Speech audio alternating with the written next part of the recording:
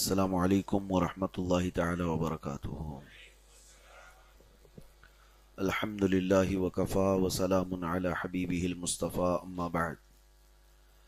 بحمدہ تعالی سلسلہ صحابہ اکرام رضوان اللہ تعالی علیہ مجمعین کی سیرت کا آپ مسلسل سماعت کر رہے ہیں۔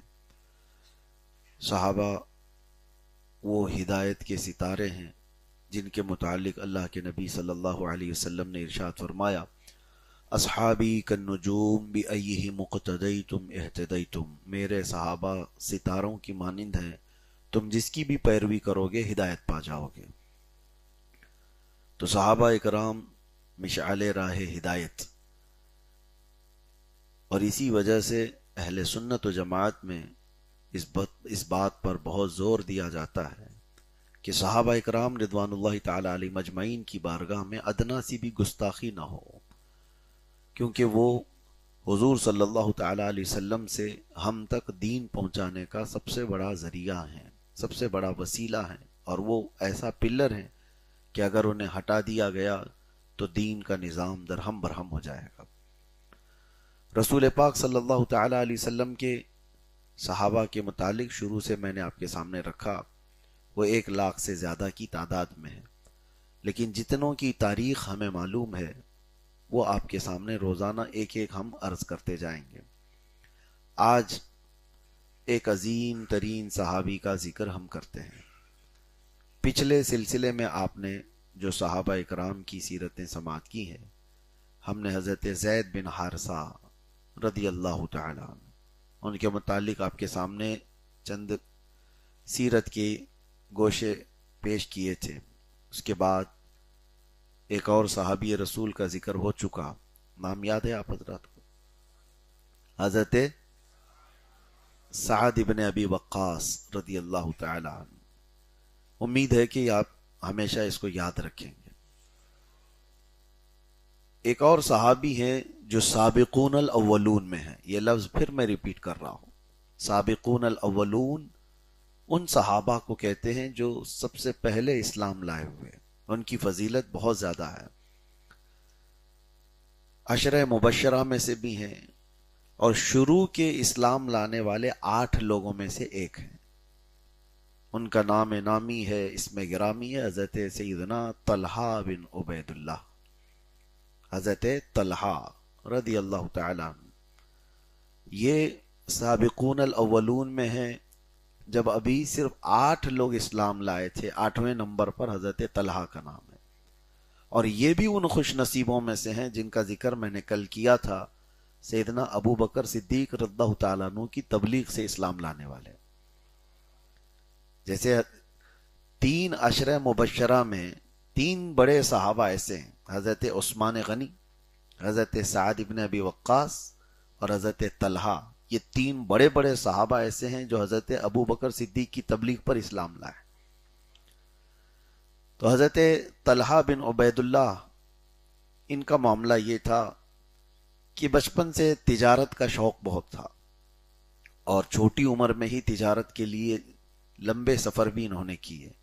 ایک بار ملک شام کا سفر کیے ہوئے تھے، بیچ راستے میں ایک علاقہ آتا ہے بصرہ، تو وہاں پر آپ نے قیام کیا، تو وہاں کے موجود جو پادری تھے، پچھلی امتوں کے جو بڑے عالم تھے، راہب کہلاتے ہیں، تو وہ کتابوں کے بہت بڑے عالم تھے۔ اچانک وہ اپنے خانقاہ سے باہر نکل کر بازار میں جو باہر دور دراز سے لوگ آئے ہوتے تھے تجارت کے لیے، تو پکارنے لگے وہ راہب، وہ بڑے عالم دین، کہ تم میں سے کوئی ایسا شخص ہے جو اللہ کے حرم کے پاس سے آیا ہو، خانہ کعبہ کے پاس سے آیا ہوا ہو؟ ہر علاقے سے لوگ وہاں تجارت کے لیے آتے تھے۔ تو جب اس راہب، اس بڑے عالم دین نے یہ بار بار پکارا، تو اس وقت موجود عرب والوں میں مکہ مکرمہ سے صرف حضرت طلحہ موجود تھے۔ تو انہوں نے کہا کہ ہاں میں ہوں، میں مکہ سے آیا ہوں۔ تو اس راہب نے پوچھا کیا احمد ظاہر ہو گئے؟ تو طلحہ بن عبید اللہ نے پوچھا کون ہے احمد؟ کیا ہے یہ احمد کون ہے؟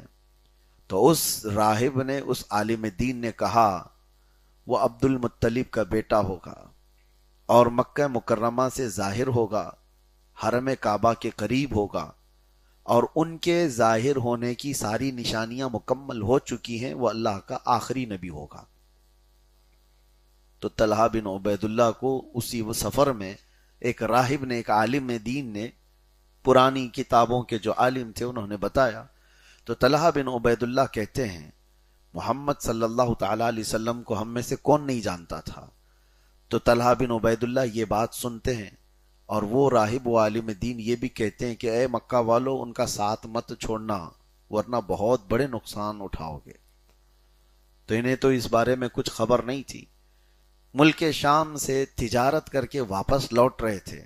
تو مکہ مکرمہ میں آتے ہی لوگوں سے پوچھا کہ کچھ نئی بات ہو گئی مکہ میں؟ تو لوگوں نے کہا بہت بڑی بات ہو گئی۔ کہا کیا ہوا ہے؟ کہا محمد بن عبداللہ نے ایک نئے دین کا اعلان کیا ہے، وہ ہمارے بتوں کو، ہمارے خداؤں کو جھٹلاتا ہے۔ تو طلحہ بن عبید اللہ کہتے ہیں کہ پھر اس کو ماننے والوں میں کون ہیں؟ تو لوگوں نے بتایا کہ محمد اعلان کیا اور ماننے والوں میں ابو بکر صدیق ہے۔ تو طلحہ بن عبید اللہ سیدھے حضرت ابو بکر صدیق کے پاس جاتے ہیں، حضرت ابو بکر سے پوچھتے ہیں کہ آپ قوم کے سب سے ذی شعور لوگوں میں سے ہیں، بہت عقل والے لوگوں میں سے ہیں، پورا مکہ آپ کا احترام کرتا ہے، عزت کرتا ہے، تو آپ کیا ایک نئے دین کی پیروی کر رہے ہو؟ تو حضرت ابو بکر صدیق نے کہا وہی اصل دین ہے اور میں تم کو بھی اس دین میں آنے کی دعوت دیتا ہوں۔ تو طلحہ بن عبید اللہ نے کہا اتنی بڑی عقل والا جس طرف بلاتا ہے وہ غلط راستے کی طرف نہیں بلاتا، مجھے لے چلے۔ تو طلحہ بن عبید اللہ حضرت ابو بکر صدیق کے ساتھ آئے بارگاہ رسالت مآب صلی اللہ علیہ وسلم۔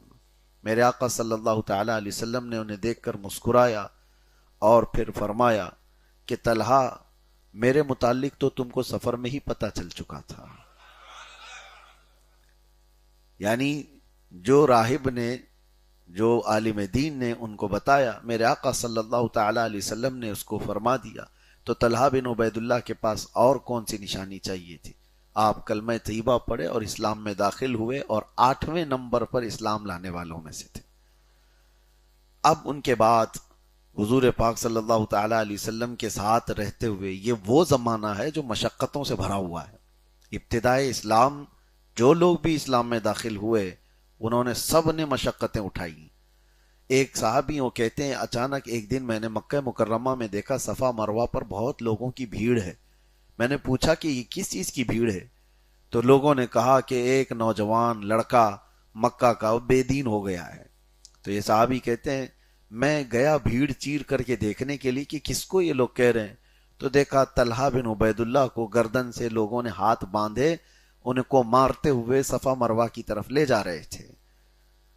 تو ساری بھیڑ ان کی طرف تھی، لوگ، اور ان کی ماں ان کو پیچھے سے گالیاں دیتی ہوئی جا رہی تھی کہ میرا بیٹا بد دین ہو گیا، دین چھوڑ دیا، اور لوگ ان کو کوستے ہوئے مارتے ہوئے لے کر جا رہے تھے۔ تو یہ ابتدائے اسلام کی بات تھی، اور کئی مرتبہ ایسا ہوا کہ حضرت ابوبکر صدیق اور ان کو دونوں کو ملا کر کے رسیوں میں باندھ دیا جاتا تھا۔ پورا دن یہ رسی میں بندھے رہتے، صرف اس لیے کہ مکہ کا ایک بہت بڑا رئیس شخص تھا، اس کا ڈر سب لوگوں کو تھا۔ وہ باندھتا اس لیے تھا کہ کبھی یہ بھول کر کے بھی محمد صلی اللہ علیہ وسلم کے پاس نہ جائیں، لیکن جن کے دلوں میں حضور کی محبت سرایت کر چکی تھی، پھر دنیا کی کوئی طاقت انہیں روک ہی نہ سکی، اور یہ اسلام کا سلسلہ بڑھتا گیا۔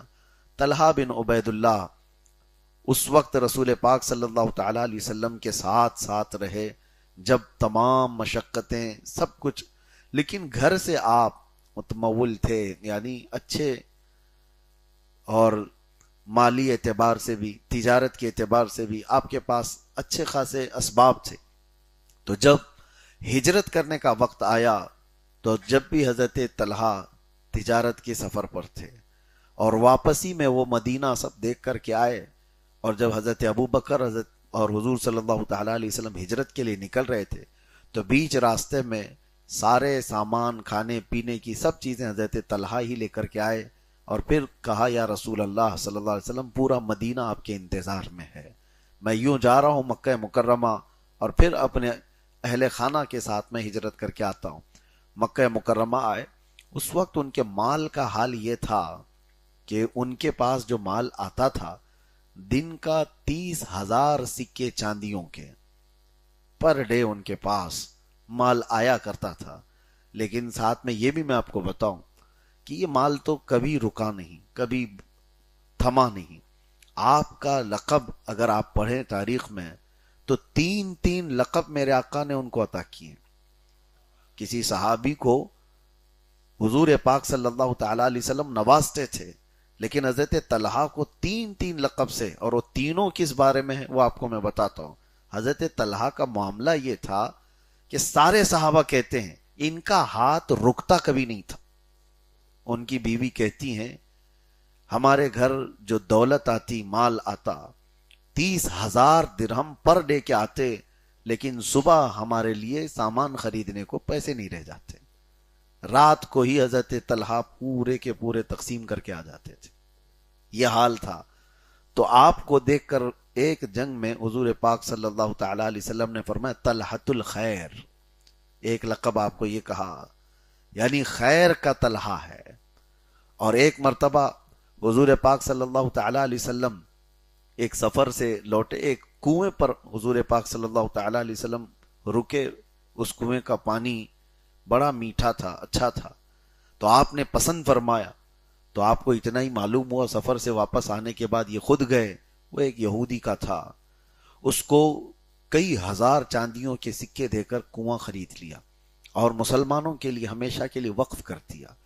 میرے آقا صلی اللہ تعالی علیہ وسلم نے ان کو دیکھ کر فرمایا طلحۃ الفیاض، فیاض کہتے ہیں بہت سخاوت کرنے والے کو۔ حضور نے دوسرا لقب ان کو دیا، یہ طلحۃ الفیاض ہے۔ تیسرا ایک موقع تھا، ایک جنگ میں حضور پاک صلی اللہ تعالی علیہ وسلم صحابہ کے ساتھ جا رہے تھے، انہوں نے 4 لاکھ درہم وقف کر دیے تھے۔ میرے آقا نے ان کو فرمایا طلحۃ الجود، یہ بھی سخاوت، یعنی طلحۃ الخیر، طلحۃ الفیاض، طلحۃ الجود، یہ 3 لقب حضرت طلحہ کو دیے گئے، اور ان کی بے انتہا سخاوت کی وجہ سے۔ اور جب مدینہ طیبہ گئے تو عراق میں آپ کی زمینیں تھیں، وہاں سے غلہ وغیرہ سب ملا کر جو آمدنی آتی تھی آپ کو وہ 4 لاکھ درہم ہوا کرتی تھی۔ اور لیکن ایک مرتبہ ایسا ہوا کہ حضرت عثمان غنی کے ہاتھ پر آپ نے ایک زمین بیچ دی۔ حضرت عثمان سے کہا کہ آپ خریدنا چاہتے ہیں، انہوں نے خرید لیا۔ اس مال میں تقریباً 6 لاکھ درہم آئے، اور ان کے خادم کہتے ہیں رات کو جیسی گھر پر یہ رقم آئی، ان کی بیوی کہتی یہ بے چینی اور بے قراری میں رات بھر سوتے نہیں تھے، صبح تک یہ جاگتے رہے۔ تو آپ سے پوچھا گیا کہ کس بات کا اتنا، آپ کو کس بات کی اتنی فکر ہے؟ تو حضرت طلحہ کہتے ہیں میرے گھر میں اتنا زیادہ مال ہے، اگر موت آ گئی تو کیا ہوگا؟ اتنا زیادہ مال رکھا ہوا ہے، مجھے بے چینی اور گھبراہٹ اس چیز کی ہے کہ صبح سے پہلے موت آ گئی تو اس کا حساب کہاں دے پاؤں گا؟ تو اس کو فجر کی نماز ہونے سے پہلے آپ نے 6 لاکھ درہم تقسیم کیے تھے۔ ان کے خادم کہتے ہیں کہ ہم گلیوں میں اٹھا کر کے بوریاں گھومتے رہتے تھے، گھر ڈھونڈتے رہتے تھے، اتنا کہ ہم کو کچھ بچا کر کے واپس آنا ہوتا تو حضرت طلحہ کی ڈانٹ سننی پڑ جاتی تھی۔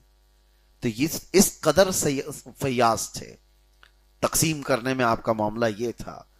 اور اس کے بعد میرے عزیز ایک واقعہ ملتا ہے، حضور پاک صلی اللہ تعالی علیہ وسلم جب کبھی اپنے ہاں کوئی دور سے مہمان آتا تو اس کو حضرت طلحہ کے گھر بھیجتے، کوئی مہمان آئے۔ اور ایک مرتبہ جو مشہور آپ نے سنا بھی ہوگا کہ حضور صلی اللہ تعالی علیہ وسلم کے ہاں ایک مہمان آئے، انہوں نے اس مہمان کو اپنے گھر لے لیا۔ اتفاق ایسا کہ ان کے گھر اس دن کھانا بنا نہیں تھا۔ ان کی بیوی کہتی ایک ہی آدمی کا کھانا ہے، آپ مہمان بھی لے کر کے آئے، بچہ بھی ہے گھر میں۔ تو آپ نے اس وقت کہا مجھے تو اس کی خبر نہیں تھی، لیکن اب کیا کیا جائے؟ وہ بیویاں بھی ایسی نہیں جو کوسنے والی، پوچھا بھی نہیں، بتایا بھی نہیں، لے کے آ گئے، انتظام کیسے ہوگا؟ وہ صحابیہ تھی، وہ کہتی ہیں کوئی بات نہیں، فکر نہ کریں، رسول اللہ کا مہمان ہے۔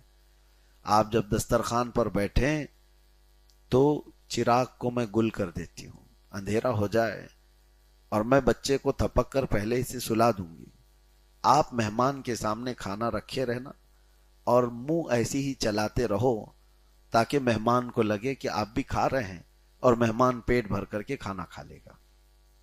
یہ خواتین ہیں مدینے کی، مہمان کو لایا گیا اور جیسے ہی دسترخوان پر بیٹھے تو چراغ گل کر دیا گیا۔ بچہ پہلے سے سویا ہوا تھا، بیوی نے بھی نہیں کھایا، شوہر بیٹھے دسترخوان پر اور صرف منہ چباتے رہے۔ مہمان کو ایسا لگا کہ وہ بھی کھا رہے ہیں، ایک ہی آدمی کا کھانا تھا، مہمان پیٹ بھر کر اندھیرے میں پورا کھانا کھا لیا، اور اس کے بعد دونوں شوہر بیوی بچہ گھر میں بھوکے ہی سوئے ہیں۔ صبح یہ مہمان شکم سیر ہو کر اٹھے، فجر میں حضرت طلحہ آئے بھی نہیں تھے کہ جبرائیل امین پہلے حضور کی بارگاہ میں آئے اور کہنے لگے اے اللہ کے نبی صلی اللہ تعالی علیہ وسلم، آپ کے صحابی نے جو مہمان کی عزت کی ضیافت کی، رب تبارک و تعالی فرشتوں پر رشک فرما رہا ہے، یہ میرے نبی کے ساتھی ہیں۔ اسی کو اللہ تبارک و تعالی نے قرآن میں فرمایا، یہ وہ صحابہ تھے جو دوسروں پر اپنی ساری چیزیں قربان کر دیتے تھے، ترجیح دیتے تھے۔ ایثار اس کو کہا جاتا ہے۔ یہ چیزیں آج ہمارے سے دور ہو گئی ہیں، ختم ہو گئی ہیں، سیلفش بنتی جا رہی ہے ساری قوم کہ پہلا اپنا دیکھو بعد میں دوسروں کا۔ صحابہ اکرام رضوان اللہ تعالی علیہ مجمعین کا یہ معمول تھا ہی نہیں۔ یہ والا جو جملہ ہے نا، پہلے خود کا دیکھو اور پھر اس کے بعد دنیا کو دیکھو، یہ صحابہ کا معمول نہیں تھا۔ صحابہ اکرام کا معمول تو یہ تھا کہ ان کے ایک گھر میں مدینہ طیبہ میں بکری کی بھنے ہوئے گوشت کا ایک حصہ آیا تھا ایک صحابی کے گھر، انہوں نے پڑوس میں دے دیا کہ وہ میرے سے زیادہ بھوکے ہیں، اور پڑوسی بھی کھا نہیں لیے، انہوں نے اپنے پڑوس میں دے دیا کہ ان کو زیادہ بھوک ہوگی، وہ تیسرے نے چوتھے کو دے دیا۔ روایت یہ بتاتی ہے کہ وہ بکری کا گوشت گھومتے گھومتے واپس پھر پہلے صحابی کے گھر آ گیا، پورے مدینے کے گھروں پہ وہ گھومتا رہا، ہر ایک کا یہ خیال تھا کہ مجھ سے زیادہ میرے پڑوسی کا حق ہے۔ تو یہ معاشرہ میرے آقا صلی اللہ علیہ وسلم نے تشکیل دیا تھا۔ حضرت طلحہ کی اور کچھ چیزیں آپ کے سامنے رکھتا ہوں۔ ایک تو سخاوت میں آپ کی مثال نہیں تھی، صحابہ خود کہتے ہیں کہ ان کا ہاتھ اتنا وسیع تھا، اتنا کشادہ تھا کہ ہر وقت نوازتے اور خود اپنے لیے کوئی چیز نہیں رکھتے تھے۔ جنگوں میں آپ کا حال یہ تھا۔ ہاں، ایک تاریخ یہ بھی ہے کہ جنگ بدر میں آپ شریک نہیں تھے۔ سارے بڑے جتنے بھی صحابہ ہیں وہ جنگ بدر کے شریک لوگ ہیں، اور جنگ بدر میں جو صحابہ شریک ہیں ان کا مقام قرآن میں بھی ہے، اور حضور صلی اللہ تعالی علیہ وسلم کی بارگاہ میں جب بھی کوئی بدری صحابی آتے، یعنی جنگ بدر کے شریک صحابی آتے، تو حضور دوسرے صحابہ سے کہتے کھڑے ہو جاؤ، ان کو جگہ دو، اس لیے کہ جبرائیل امین بھی کہا کرتے تھے کہ اللہ تبارک و تعالی ان صحابہ اکرام سے راضی ہے جو جنگ بدر میں آپ کے ساتھ تھے، اور وہ ملائکہ جو مدد کے لیے اترے تھے وہ سارے فرشتوں میں افضل قرار دیے جاتے ہیں بدر کے میدان میں جو آئے تھے۔ تو حضرت طلحہ بدر میں نہیں گئے، اس کی وجہ یہ نہیں ہے کہ آپ پیچھے رہ گئے تھے یا کوئی مسئلہ تھا۔ حضور پاک صلی اللہ تعالی علیہ وسلم نے حضرت طلحہ کو اور حضرت سعید، دو صحابی ہیں، ان کو مکہ کے اس قافلے کی خبر لینے کے لیے پہلے ہی بھیجے تھے جو قافلے کو روکنا تھا بدر کے میدان میں، اور وہ اس قافلے کی خبر لینے کے لیے گئے تھے، کافی دور چلے گئے۔ اس وقت تک تو حضور صلی اللہ تعالی علیہ وسلم تک خبر آ گئی تھی اور آپ 313 صحابہ کو لے کر چل بھی پڑے تھے، اور بدر کے میدان میں جنگ ہو بھی چکی تھی۔ اس کے بعد حضرت طلحہ واپس مدینے آئے، تب ان کو خبر لگی کہ حضور تو یہاں سے صحابہ کے ساتھ بدر کے میدان گئے، پھر آپ بھی بدر کی طرف لوٹ رہے تھے، تب تک رسول پاک صلی اللہ تعالی علیہ وسلم واپس آ رہے تھے فتح یاب ہو کر کے جنگ بدر سے۔ لیکن نبی کریم صلی اللہ تعالی علیہ وسلم جب بدر کے مال تقسیم کر رہے تھے تو حضرت طلحہ کو بھی اس میں شامل فرمایا، اور پھر یہ فرمایا بدر کے جتنے صحابہ ہیں جن کا نام ہم آج بھی تلاوت کرتے ہیں ان میں حضرت طلحہ کا نام بھی آتا ہے، حضرت طلحہ کا نام بھی آتا ہے، اور حضرت عثمان غنی بھی نہیں تھے بدر کے میدان میں، یہ بھی آپ کو تاریخ معلوم ہو۔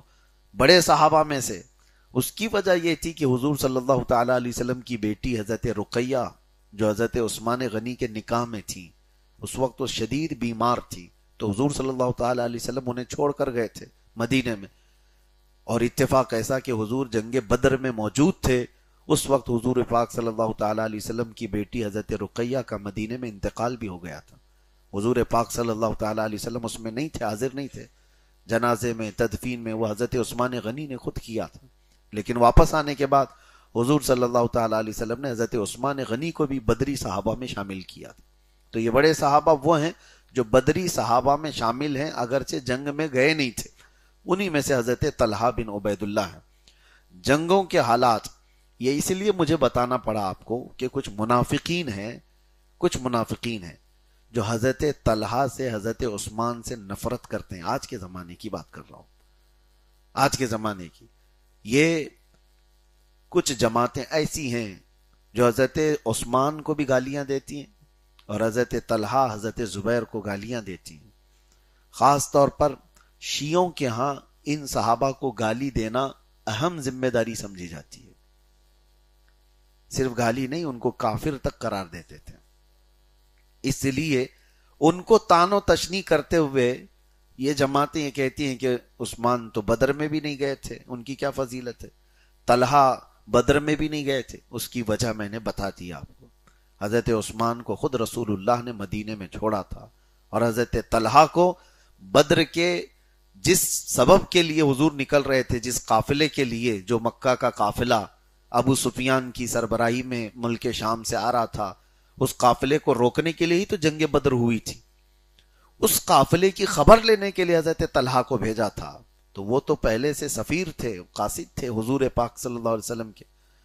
تو یہ جو باتیں کی جاتی ہیں اس کے رد میں نے آپ کو بتایا، کبھی آپ کی زندگی میں ایسا کوئی مسئلہ آئے کہ حضرت طلحہ کو کوئی گالیاں دیتا ہو، بدر میں نہیں آئے تھے، اس کی وجہ بھی میں بتاتا ہوں، یہ کیوں گالیاں دیتے ہیں، میں آگے لاسٹ میں ان کی سیرت میں بتاتا ہوں۔ لیکن اس سے قبل میں آپ کو بتاؤں کہ جنگ احد میں یہ ان صحابہ میں سے ہیں کہ جو رسول اللہ صلی اللہ تعالی علیہ وسلم کے ساتھ ثابت قدم تھے۔ کیوں میں یہ جملہ کہہ رہا ہوں؟ احد کے میدان میں کچھ ایسا مسئلہ ہو گیا تھا کہ اچانک جیتی ہوئی جنگ شکست میں بدل گئی، یعنی صحابہ پہلے تو کافروں کے پاؤں اکھاڑ دیے تھے، سب بھاگ رہے تھے، اور جب صحابہ سب مال غنیمت جمع کر رہے تھے تو خالد بن ولید پیچھے سے 200 گھڑ سواروں کو لا کر کے حملہ کر دیے۔ وہ صحابہ کو اس کا علم ہی نہیں ہو سکا، اچانک پیچھے سے حملہ ہوا، بھاگے ہوئے کافر بھی پیچھے لوٹ آئے، تو دونوں طرف سے صحابہ پس گئے تھے۔ اس وقت بہت سارے لوگ میدان سے نکل گئے، صحابہ اکرام رضوان اللہ تعالی علیہ مجمعین میں یہ بات پھیلا دی گئی تھی کہ محمد صلی اللہ تعالی علیہ وسلم قتل ہو گئے، معاذ اللہ۔ تو یہ افواہ پھیلا دی گئی، کئی لوگوں کے ہاتھوں سے تلوار چھوٹ گئی کہ جب رسول اللہ نہیں رہے تو اب کیا لڑنا ہے، یہ شیطان کی طرف سے افواہیں تھی۔ اس وقت کئی لوگوں کے پاؤں اکھڑ گئے، لیکن ثابت قدم رہنے والے کچھ صحابہ ہیں، وہ صحابہ میں حضرت طلحہ بن عبید اللہ تھے۔ حضور پاک صلی اللہ تعالی علیہ وسلم جنگ احد میں اچانک ایک وقت ایسا آیا کہ کفار و مشرکین سب کے سب حضور کی طرف تیر پھینک رہے تھے، تو 30 صحابہ کی جماعت آئی جو حضور کو گھیر لی ہر طرف سے۔ اس میں سب سے آگے حضرت طلحہ بن عبید اللہ تھے، اور انہوں نے دیکھا کہ تیر جو برسا رہے ہیں کفار، وہ سیدھا نشانہ کر رہے ہیں حضور پاک صلی اللہ علیہ وسلم کی طرف۔ تو جانتے ہو، پڑھتے ہیں تو رونگٹے کھڑے ہو جاتے ہیں۔ حضور پاک صلی اللہ تعالی علیہ وسلم کے چہرے کی طرف جب تیر پھینکے جا رہے تھے تو حضرت طلحہ اپنا سیدھا ہاتھ حضور کے چہرے کے سامنے رکھے ہوئے تھے، اور راویان حدیث بتاتے اتنے تیر ان کے ہاتھ پر لگے تھے کہ یہ ہاتھ پورا شل ہو گیا، پورا ہاتھ ان کا یہ بیکار ہو گیا، کسی کام کا نہیں تھا، اتنے تیر اس پر آئے، ان کی انگلیاں کٹ گئی، تیر اندر جاتے رہے، لیکن ایک تیر بھی حضور تک پہنچنے نہیں دیا۔ حفاظت پر اس طرح سے رہے۔ آپ کو میں بتاؤں کہ تاریخ میں یہاں تک بتایا گیا کہ 70 زخم ان کو لگے ہوئے تھے اس وقت۔ اور اس ایک صحابی نے حضرت طلحہ بن عبید اللہ سے پوچھا کہ تیروں کی سنسناہٹ اتنی تیز ہوتی ہے، اور وہ زہریلے تیر بھی ہوا کرتے تھے، طلحہ آپ کو جب تیر لگ رہے تھے تو درد نہیں ہو رہا تھا، آپ کی سی نہیں نکل رہی تھی، آہ اوہ، تو حضرت طلحہ کہتے درد بھی ہو رہا تھا، کراہ بھی نکلتی، ہو سکتا تھا، لیکن میں نے اپنے آپ کو اتنا قابو میں اس لیے رکھا تھا کہ میرے آہ کرنے میں ہاتھ ہل نہ جائے اور تیر حضور تک نہ چلا جائے. میرے آہ کرنے میں ہاتھ ہل گیا تو تیر کہیں حضور تک نہ چلا جائے. ایک ہاتھ سے جنہوں نے حضور پاک صلی اللہ علیہ وسلم کے چہرے پاک کو تیروں سے بچایا، اور ایک دو نہیں 70 تیروں سے آپ نے اپنے ہاتھ کو بیکار کیا. زندگی بھر پھر آپ کا ہاتھ کسی کام میں نہیں آئے، یعنی زندگی بھر کے لیے وہ ہاتھ فالج زدہ جس طرح سے ہوتا ہے اس طرح سے ہو گیا.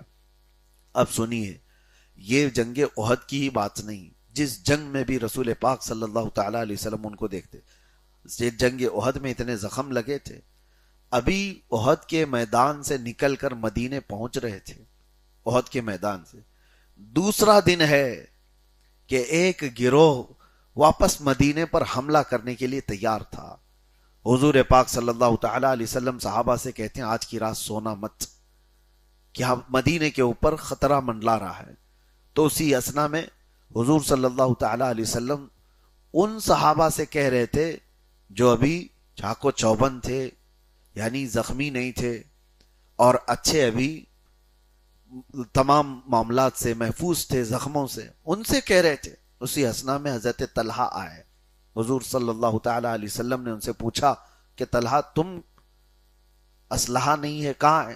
فوراً گئے اور کہا یا رسول اللہ میں حاضر ہوں، جبکہ ان کے سینے پر صرف 24 زخم موجود تھے.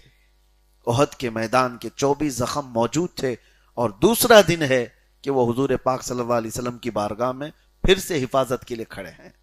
اور ایک بات، جب جنگ احد میں معاملات سخت ہو گئے تو حضور پاک صلی اللہ تعالی علیہ وسلم احد کے پہاڑ کی طرف چڑھنا چاہ رہے تھے، اور حضور پاک صلی اللہ تعالی علیہ وسلم کے دانت مبارک شہید ہوئے تھے جنگ احد میں، آپ کے سر کو بھی مارا گیا تھا، اور ایک لوہے کی تار حضور کے رخسار میں سے، گال میں سے اندر گھس گئی تھی اور اس کو نکالا گیا تھا.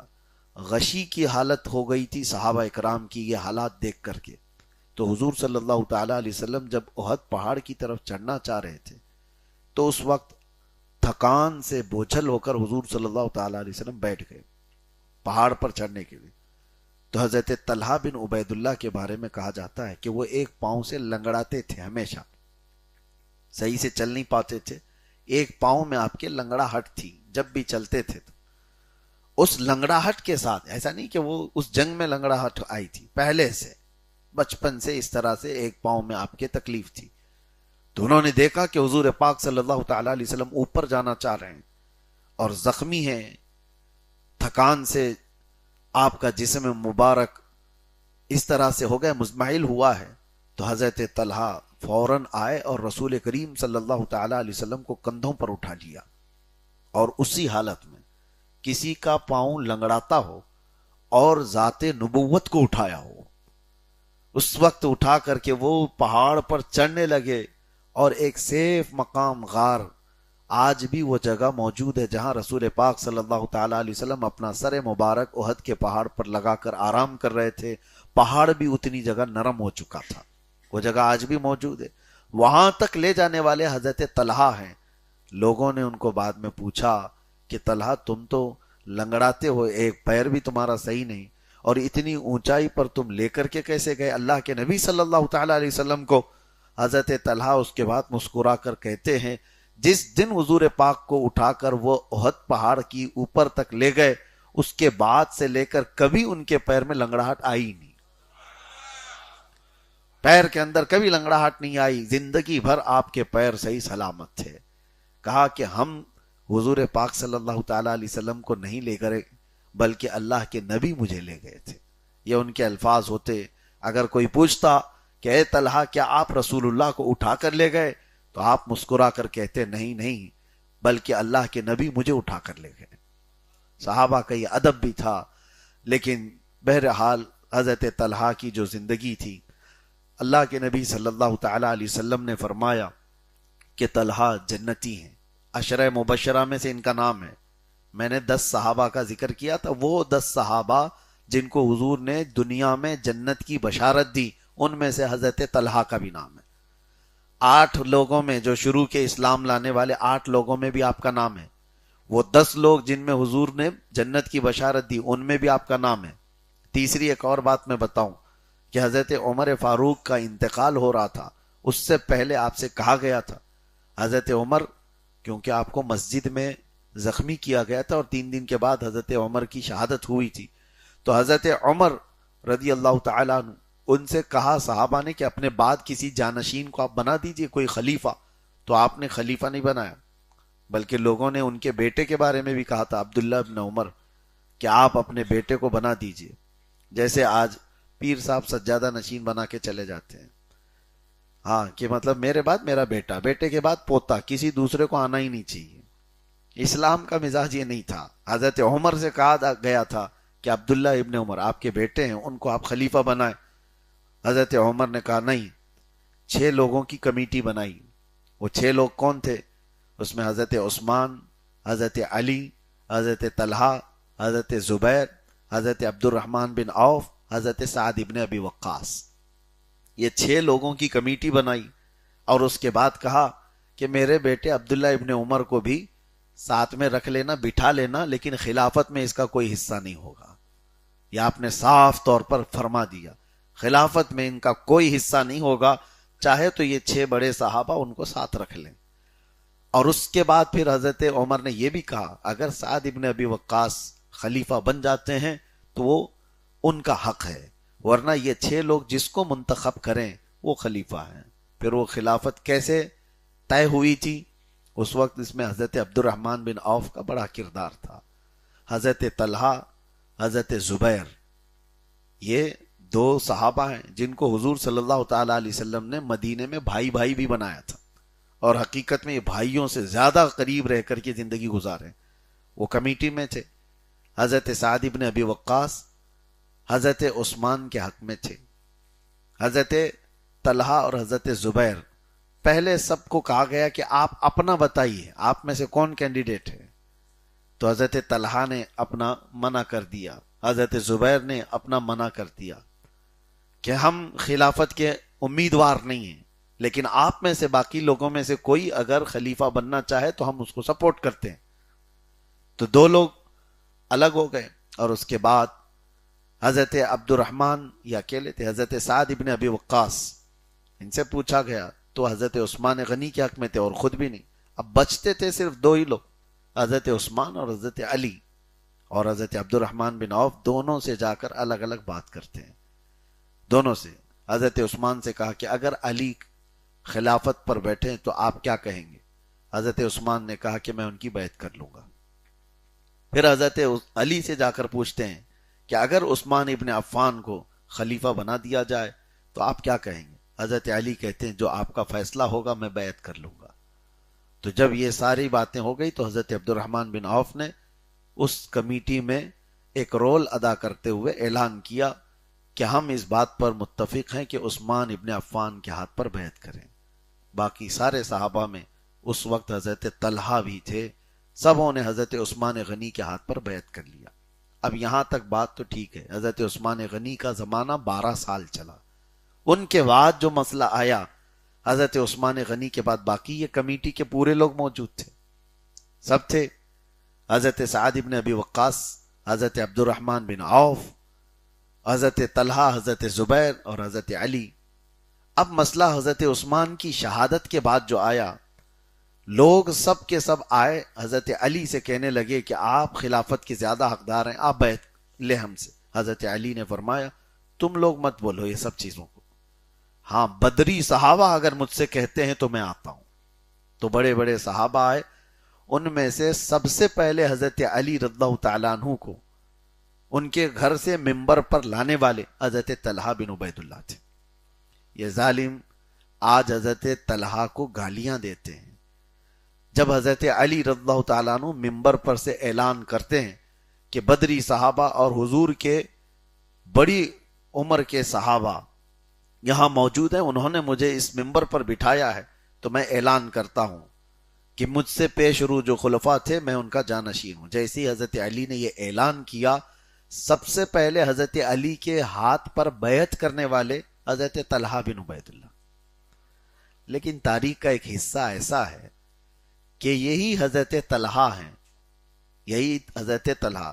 دیکھیں مشاجرات صحابہ کو بیان کرنا منع کیا گیا ہے. مشاجرات صحابہ کا مطلب کیا ہے؟ صحابہ کے درمیان جو آپس میں جو لڑائیاں ہوئی ہیں، سنی ان کا ذکر ایسا نہیں کرتے، اس لیے کہ سب کی کیپیسٹی اتنی نہیں ہے کہ ہم ان بڑے لوگوں کے درمیان ہوئے معاملات کو جج کر سکیں. ہوتا کیا ہے، ایک پلہ بھی تم نے بھاری کر دیا تو دوسرے کو آپ اپنے دل سے اتار دیں گے اور اس کو گمراہ کرنے لگ جائیں گے اور خود گمراہ ہو جائیں گے.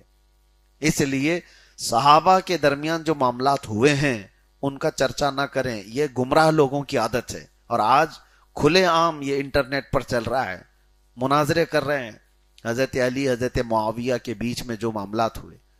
یہی بات ہے کہ حضرت طلحہ حضرت زبیر دونوں عشرہ مبشرہ میں سے، حضرت طلحہ حضرت زبیر عشرہ مبشرہ میں سے، لیکن اتفاق ایسا ہوا کہ یہ دونوں حضرت علی کے آمنے سامنے آ گئے. ایک جنگ ہوئی ہے جس کو جنگ جمل کہا جاتا ہے. اس جنگ میں حضرت طلحہ حضرت زبیر سامنے کی طرف تھے اور حضرت علی دوسری طرف تھے. اور صرف یہ تین میں نہیں، دونوں کی طرف بڑی بڑی فوج بھی تھی. جنگ بھی ہوئی اور اس میں بھاری نقصان بھی ہوا. اس وقت حضرت طلحہ رضی اللہ تعالیٰ عنہ حضرت زبیر گئے کیوں تھے حضرت علی کے خلاف؟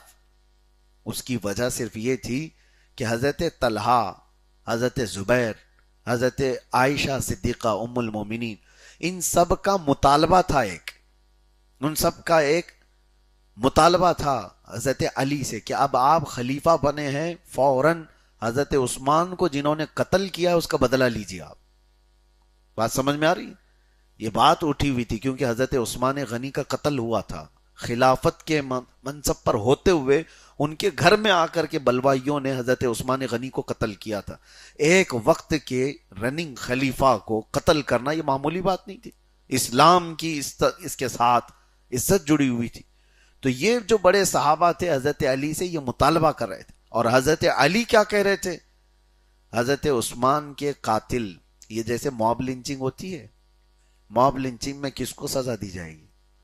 کسی ایک آدمی کو پوری بھیڑ نے اکٹھا ہو کر کے مارا ہے تو آج یہاں پر بھی یہی ہوتا ہے نا، تو کس کو سزا دیں گے؟ مرڈر کی سزا کس کو دی جائے گی؟ یہ تو بڑا مسئلہ ہے، کرٹیکل ہے. آج تو چلے پولیس ویڈیو سے سب سے پہچان کر کے پکڑ لے گی کہ فلاں فلاں تھا. پہلے کے دور میں اگر ایک بھیڑ جمع ہو کر کسی کو قتل کر دے تو پتہ کس پر ہو، الزام کس کے سر پر ہو. تو حضرت علی یہ کہہ رہے تھے کہ بدلہ لینے کا یہ صحیح وقت نہیں ہے. ایک بہت بڑی جماعت آئی تھی جو خلیفہ کو قتل کیے، وہ وقت مانگ رہے تھے اور ادھر سے قصاص کا مطالبہ بڑھتا گیا. بات سمجھ میں آئی؟ تو یہ قصاص کا بدلہ، قصاص کا مطالبہ بڑھتا گیا یہاں تک کہ حضرت علی رضی اللہ تعالیٰ عنہ کے ساتھ جو لوگ تھے اور حضرت طلحہ حضرت زبیر کے ساتھ جو لوگ تھے، دونوں کے درمیان مڈ بھیڑ ہو گئی، جنگ ہو گئی. اس جنگ کو جنگ جمل کہتے ہیں. آپ کو میں وہ جنگ بتانا نہیں چاہ رہا ہوں اس میں ہوا کیا تھا، لیکن آج کے گمراہ لوگ اس جنگ کو بتا کر کے حضرت طلحہ حضرت زبیر کو گالیاں دیتے ہیں کہ وہ مولا علی کے مقابل میں آئے تھے. تمہاری حیثیت کیا ہے جو ان صحابہ اکرام پر بھونکتے ہو؟ حضرت طلحہ حضرت زبیر جب آئے، دونوں بھی اس جنگ میں شہید ہو گئے، دونوں بھی قتل ہوئے جو حضرت علی کے مقابل میں آئے تھے. لیکن جانتے ہو حضرت مولا علی کرم اللہ وجہ الکریم نے کیا فرمایا؟ حضرت زبیر بھی شہید ہوئے، حضرت طلحہ بھی. حضرت طلحہ کے پاس آ کر بیٹھے، ان کے چہرے سے گرد کو صاف کیا حضرت علی نے اور کہا، اے ابو محمد، ان کا لقب تھا طلحہ، علی کی کبھی یہ خواہش نہیں تھی کہ میرے جیتے جی اس آسمان کے نیچے میں تم کو شہید حالت میں دیکھوں، یعنی موت کی حالت میں دیکھوں. کبھی میری یہ تمنا نہیں رہی، اس لیے کہ اے طلحہ میں تم کو جانتا ہوں. اس وقت جب ابھی 7 لوگ اسلام میں آئے تھے، اس وقت رسول اللہ کے ساتھ تم کھڑے تھے. حضرت طلحہ کا وہ مقام تھا، حضرت علی وہاں کھڑے ہو کر بیان کرتے رہے. اور حضرت زبیر وہ بھی شہید ہوئے تو کسی نے آ کر کے حضرت علی سے کہا، اس کو مار دیا گیا زبیر کو. تو حضرت علی نے کیا کہا؟ ٹھیک ہے، میری طرف سے حدیث سن لو جو میں نے رسول اللہ سے سنا ہے. کیا؟ حضرت علی خود فرماتے ہیں میں نے رسول اللہ سے سنا ہے کہ جس نے زبیر کا قتل کیا وہ جہنمی ہوگا، اس کو جہنم کی بشارت دے دو جس کے تلوار سے زبیر شہید ہوئے۔ تو یہ جنگ تو ایسی ہوئی کہ مولا علی کرم اللہ وجہ الکریم خود ان دونوں صحابہ کی فضیلت بیان کر رہے ہیں، اور کسی نے حضرت طلحہ کو گالی دیا تھا اس وقت یہ کہتے ہوئے کہ ٹنڈا ہے۔ ٹنڈا کس کو کہتے ہیں؟ جو لولا ہو، ایک ہاتھ جس کا نہ کام کرتا ہو۔ تو حضرت طلحہ کو کسی نے گالی دی تھی، تو حضرت مولا علی کرم اللہ وجہ الکریم جلال میں آئے تھے اور فرمایا تھا تمہیں پتا ہے طلحہ کا ہاتھ کام نہیں کرتا تو کس وجہ سے؟ وہ اگر ایک ہاتھ اس کا مفلوج ہوا تو صرف چہرے رسول کی عزت بچانے میں گیا ہے، وہ ہاتھ جو بیکار ہوا ہے وہ رسول اللہ صلی اللہ علیہ وسلم کے چہرے کو تیروں سے بچانے کے لیے ہمیشہ کے لیے انہوں نے اپنا ہاتھ بیکار کر دیا، اور آج ان کو لوگ تان و تشنی کرتے ہیں۔ بہرحال یہ حضرت طلحہ رضی اللہ تعالیٰ عنہ کی شہادت جنگ جمل میں 36 ہجری میں ہو گئی۔ اس وقت آپ کی عمر مبارکہ تقریباً 64 سال کے آس پاس تھی۔ جب آپ اسلام لائے تھے تو 17-18 سال کی عمر کے تھے۔ باقی پوری زندگی حضور صلی اللہ تعالیٰ علیہ وسلم کے ساتھ 23 سال کا جو عرصہ رہا وہ گزارا۔ حضرت ابوبکر کا زمانہ گزارا، حضرت عمر کا زمانہ، حضرت عثمان کا زمانہ، پھر حضرت علی رضی اللہ تعالیٰ عنہ کے زمانہ خلافت میں آپ کی شہادت ہوئی۔ اس طرح سے عشرہ مبشرہ میں سے بڑے صحابہ اس دور میں نکل گئے۔ بہرحال اللہ تعالیٰ ان کی تربت پر کروڑوں رحمت نازل فرمائے۔ آپ کے انتقال کے بعد آپ کو بصرہ میں دفن کیا گیا۔ یہ جنگ جو ہوئی تھی عراق کا ایک شہر ہے بصرہ، وہاں پر آج بھی ان کی مزاریں وہیں پر ہیں، دفن کر دیا گیا تھا۔ مہینوں گزر گئے بلکہ سال گزر گئے۔ حضرت طلحہ ایک صحابی ہیں، ان کے خواب میں تشریف لاتے رہے اور فرمایا کہ مجھے یہاں کے پانی سے بچاؤ۔ تو انہوں نے یہ بات حضرت عبداللہ ابن عباس کے پاس غالباً یہ کہا کہ اس طرح کی بات میں خواب میں روز دیکھ رہا ہوں۔ تو آپ نے حکم فرمایا کہ جاؤ حضرت طلحہ کی قبر دیکھو۔ تو جا کر دیکھا گیا تو کوئی پانی اس طرح سے کہ ان کی قبر کو پورا ہرا کر چکا تھا، یعنی جیسے کائی جمع ہونے لگتی ہے۔ تو حکم ہوا بڑے صحابہ کا کہ ان کی قبر کو کھود دی جائے۔ تو حضرت طلحہ کی قبر کو کھود دیا گیا واپس سے دوبارہ، اور اس کے بعد صحابہ کہتے ہیں ہم نے حضرت طلحہ کو دیکھا، ان کی آنکھوں پر جو کافور رکھا تھا وہ بھی میلا نہیں ہوا تھا۔ جو شہید ہونے کے بعد اس وقت بھی یہ رواج تھا، آنکھوں پر جو کافور کا پاؤڈر رکھا جاتا تھا، صحابہ کہتے وہ تک میلا نہیں ہوا تھا۔ اسی حالت میں ہم ان کے جسم مبارک کو اٹھائے اور پھر ایک مکان خریدا گیا تھا ان کے ہی پیسوں سے، اور اس میں لا کر حضرت طلحہ کو دفن کر دیا گیا۔ اور کہتے ہیں جب ان کا جسم پکڑا جاتا تھا تو خون ایسے سرک جاتا تھا جیسے زندوں کا سرکتا، یعنی کہیں ٹچ کریں تو جسم سے خون ادھر سے ادھر ہونے لگتا تھا۔ اسی کو اللہ تعالیٰ فرماتا ہے جو اللہ کی راہ میں مارے جائیں انہیں مردہ نہ کہو۔ اور پھر یہ بھی آپ دیکھیں حضور پاک صلی اللہ تعالیٰ علیہ وسلم کی زندگی پر خدمت کرنے والے غلام صحابہ، ان کی موت کے بعد ان کی زندگی کا یہ حال ہے تو میرے نبی کی زندگی کا حال کیا ہے؟ حضرت طلحہ بن عبید اللہ وہاں دفن ہوئے اور ہمیشہ کے لیے مشعل راہ ہدایت بن گئے۔